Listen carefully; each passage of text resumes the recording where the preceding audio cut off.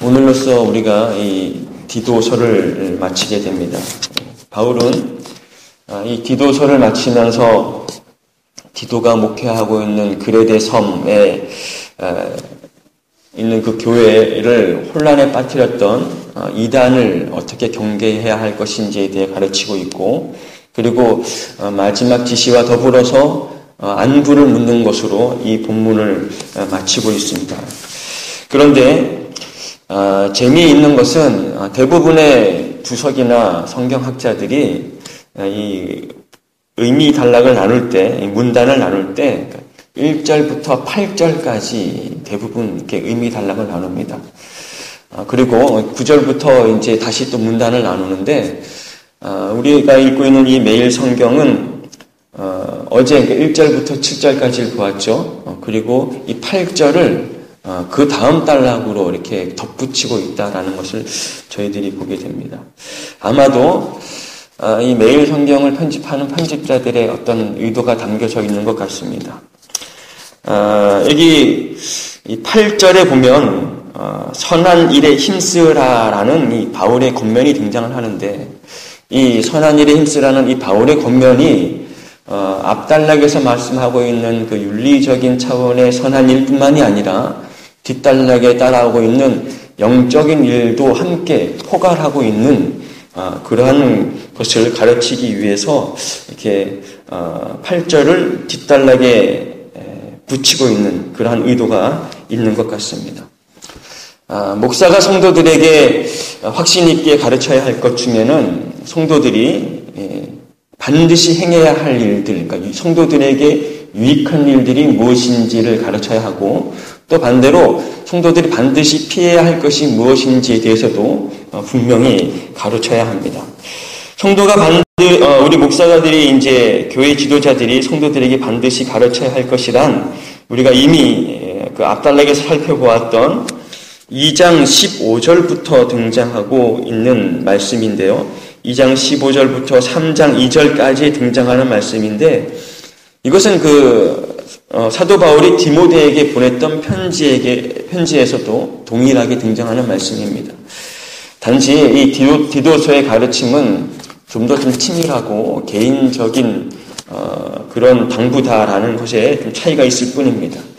디모데 전서에서 바른 교훈을 강조하고 있었다라는 것을 우리가 지난번 새벽 예배에서 디모데 전서를 묵상할 때 이미 살펴보았던 것입니다. 디모데 전서가 이 바른 교훈을 강조하고 있다면, 그러니까 디모데 전서 1장 4절과 4장 7절에서 우리가 익히 한번 살펴보았던 것처럼 사도 바울이 디모데를 에베소에 남겨두었던 이유가 무엇이냐면, 그 에베소 교회에 다른 교훈을 가르치는 이단들이 들어왔기 때문에 그렇습니다. 그러니까 그 다른 교훈을 가르치는 이단들의 그 가르침에 대항해서 올바른 교훈, 바른 교훈을 가르치고 하나님의 진리의 말씀을 선포하게 하기 위해서 바울이 디모데를 에베소에 남겨두었던 것입니다. 그러니까 이 디모데 전서가 바른 교훈을 강조하고 있는 반면에 이 디도서는 우리 그리스도인의 행실은 반드시 기독교 진리의 바탕을 두어야 하는 것이고, 그런 것이 우리 경건 생활과는 분리될 수 없다라는 것을 이 디도서가 가르치고 있습니다. 두 서신이 가르치는 내용의 그 차이는 없지만 약간의 강조점에 있어서 차이가 있다라는 것뿐입니다.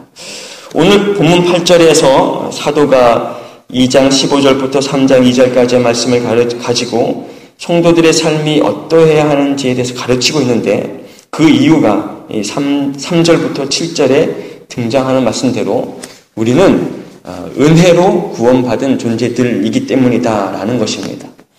여러분, 성도라는 존재는 3절부터 보시겠습니까? 성도라는 존재는 3절부터 등장하는 말씀과 같이 우리도 전에는 어리석은 자요, 순종하지 아니한 자요, 속은 자요, 여러 가지 정욕과 행락 중에 종노릇한 자요, 악독과 투기를 일삼은 자요, 가증스러운 자요, 피차 미워한 자였으나 우리 구주 하나님의 자비와 사람 사랑하심 때문에 우리가 구원받은 존재다라는 것입니다.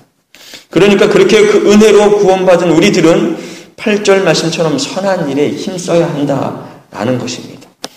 이 선한 일이 앞단락에서는 2장 15절부터 3장 2절에 등장하고 있는 것처럼 이 윤리적인 것뿐만 아니라 그 다음 문단에 등장하고 있는 9절에 등장하는 말씀과 같이, 여러분 9절 말씀 보십시오. 어리석은 변론과 족보 이야기와 분쟁과 율법에 대한 다툼을 피하는 것까지 이렇게 포함한 것이다 라는 것입니다. 그러니까 성도에게 있어서 선한 일이란 윤리적인 차원을 포함한 훨씬 더 포괄적인 개념인데, 거기에는 반드시 이 영적인 차원도 포함되어져야 한다라는 것입니다. 성도는 그냥 세상 사람들처럼 세상 사람들이 착한 것처럼 그렇게 착한 것에만 머물러 있어서는 안 된다라는 것이 오늘 이 디도서가 가르치고 있는 말씀인 것입니다.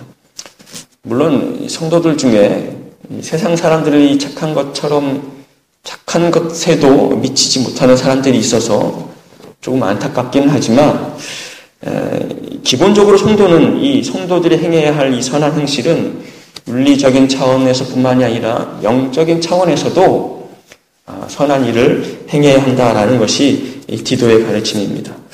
여러분, 9절에서 사도가 제시하고 있는 이것은 당시에 이 문제가 되고 있었던 것인데, 이 어리석은 변론과 족보 이야기와 분쟁과 율법에 대한 다툼은 이미 디모데전서에서 한번 언급했던 것입니다.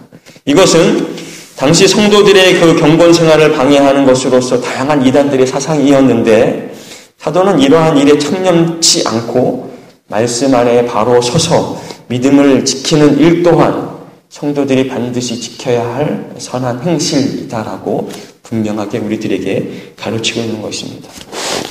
우리는 우리 주 예수 그리스도의 은혜와 하나님의 사랑으로 구원을 받은 성도들입니다. 그런데도 우리가 아직도 율법에 얽매여 있는 것은 우리가 받은 이 구원을 우리가 잘 모르고 있는 것이라고 할 수 있습니다. 여러분 기억하실지 모르겠지만 그 지난주 주일 오전 예배 때 담임 목사님께서 설교하신 그 시간에도 이것을 약간 언급을 했었습니다. 우리가 아직도 율법에서 규정하고 있는 것을 지켜야 한다라는 것은 우리가 받은 이 구원에 대해서 아직까지 올바로 인식하지 못하고 있기 때문에 그렇다라는 말씀을 한번 언급하신 적이 있습니다.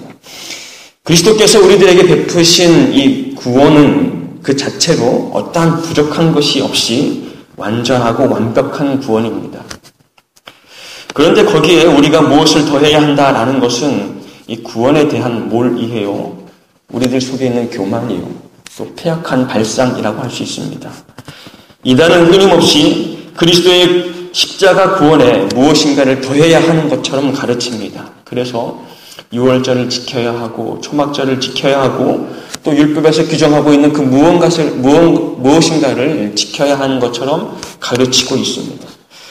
우리가 기본적으로 확실하게 알아둬야 할 것은 우리의 구원은 결코 우리에게서 시작되지 않았다라는 것입니다. 구원은 전적으로 하나님의 은혜로부터 시작된 것이요 또 하나님의 은혜로 마치는 것이다 라는 것을 우리들이 반드시 기억해야 하겠습니다. 그래서 우리가 받은 그 구원을 은혜요 선물이라고 하는 것이 아니겠습니까?